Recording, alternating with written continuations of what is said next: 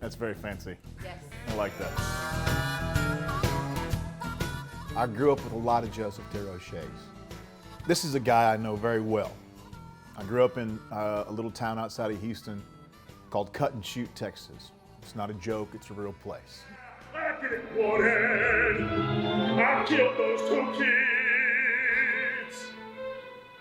I grew up in a neighborhood with guys just like this. My neighbor down the street was an archetype for Joseph. When I was studying this guy, I was like, that's him.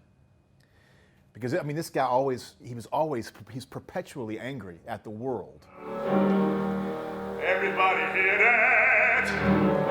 Oh, guess what? Oh, Joseph's gonna die for his sins. And it's like he was mad just for being born. And when I was studying this guy, I was like, I could see the ghosts of all these people that I grew up with. People in my family, people in my school, people in my church. I just understood this guy. And I understood him in a way that I don't think a lot of people in my business probably do. Everything is gonna be alright.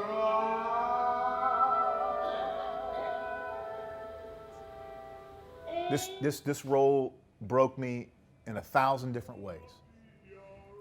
The man I was before I started doing Dead Man Walking bears very little resemblance to the man I am today. The role came along at a point in my life where I really needed something like this, and I was developing my own sort of ideas about opera and theater, and about what it is we do, and what are we doing here? Because if it's just for fame or money or glory or whatever, it's just pointless, and who cares? But I didn't think about theater that way. I wanted opera to mean something, like opera with a conscience. You know, music is invisible. Emotion is invisible. And that's why they work so well together, and that's why opera is so great. This piece does not make a statement. We're not here to preach to anybody about the death penalty.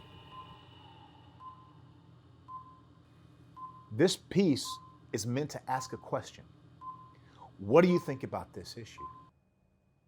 And are you sure?